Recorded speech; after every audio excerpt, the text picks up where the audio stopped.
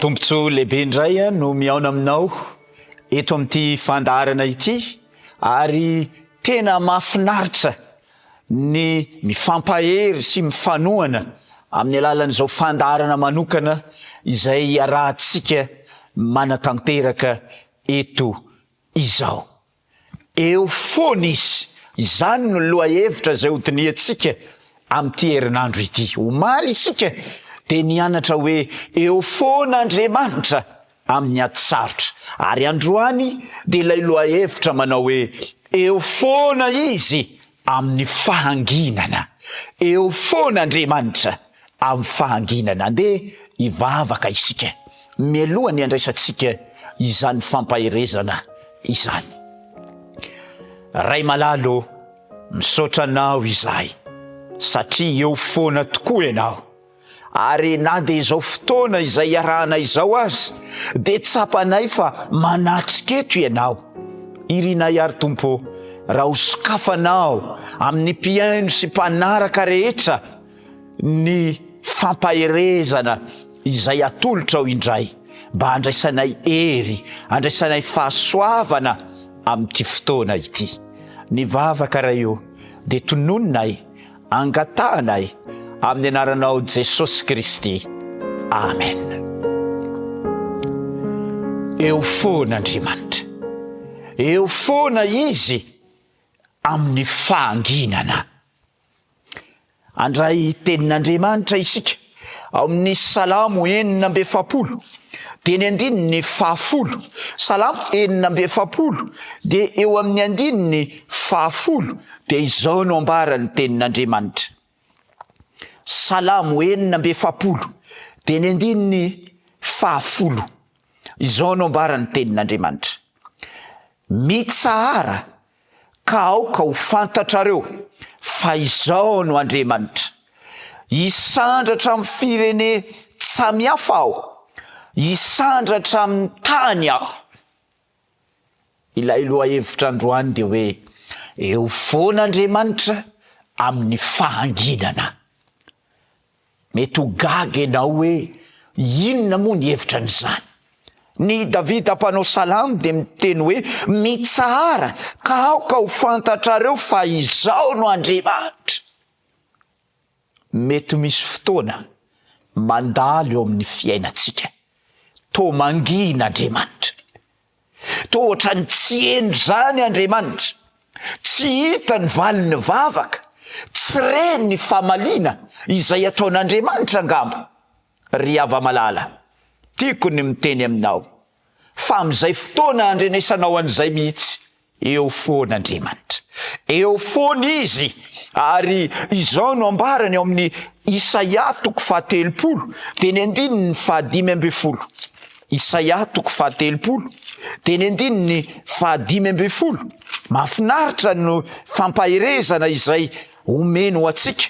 Isaia 5:30 dia ny andininy 15 dia izao no ambarany.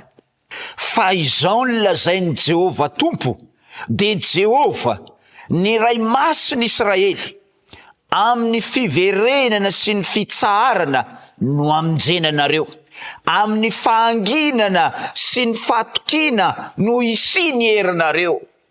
Ry hava-malala, ay, natao tsapanao aza fa mangina Andriamanitra. Amin'izany fotoana izany indrindra izy no miasa ao amintsika.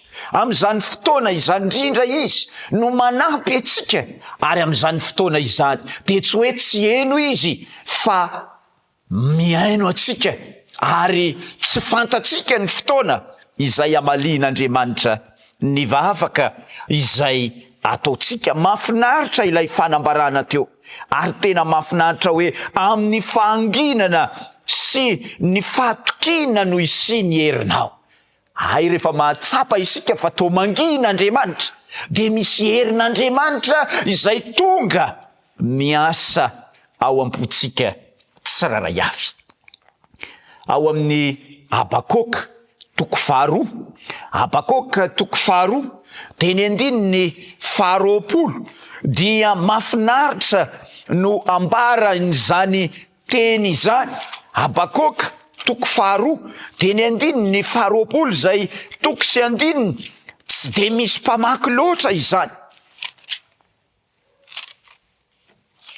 nefa ovakitsika am'ty androany ity abakoka toko faharoa de ny andininy faharoapolo de izao no ambarany tenin'Andriamanitra amitsika Jehova de eo amin'ny tempoly masina mangina eo anatrehany ry tany rehetra mazava izany fa naizanaiza isika ny mety mahatsapa hoe mangin'Andriamanitra fa Andriamanitra kosa de miasa ary miaraka amitsika mangina eo anatrehany Andriamanitra de tia fitoniana eo amin'ny fiainana ary tsy amin'ny fotoanany tabataba no amalian'Andriamanitra ny vavakao fa mila fahanginana mila fisainana mila fahatoniana ary am'ty androany ity mety mandalo an'izany angamba ny fiainanao mety misy fotoana ianao efa niteny hoe to tsy mamaly ny vavaka kitsony Andriamanitra to efa mangina amin'ny fiainanay Andriamanitra impiry zay no nitalao fa aiza ihany ty Andriamanitra androany raha mbola natsapan'izany ianao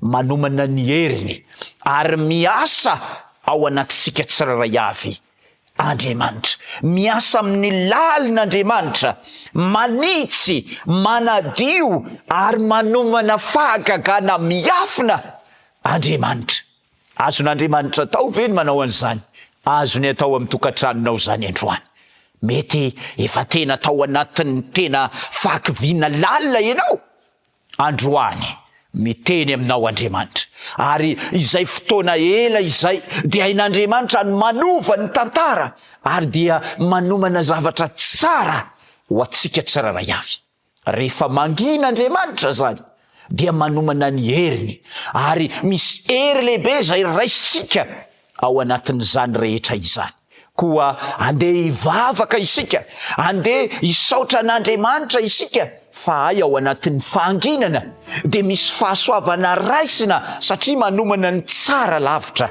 ho anao sy ho ahy Andriamanitra andeha hivavaka isika ho amin'izany teny izany Andriamanitra raha io misaotra anao izahay fa indraindray amin'ny maha-olombelona anay de to mahatsapa izahay fa mangina ianao tsy mamaly ianao nefa ny herinao tompo dia azonay antoka fa efa omaninao ary arotsaka ao aminay ay manomana zavatra tsara ho anay tsiraray avy tokoa ianao amin'ny fotoana ny fahanginana amin'ny fotoana izay anatanterahanao ny asanao eo amin'ny fiainanay tsiraray avy iriko tompo raha hiteny amin'ny isa-tokantrano ampiaino tsiraray avy izay nanaraka teto ianao tamin'ity androany ity amin'ny anaran'i Jesosy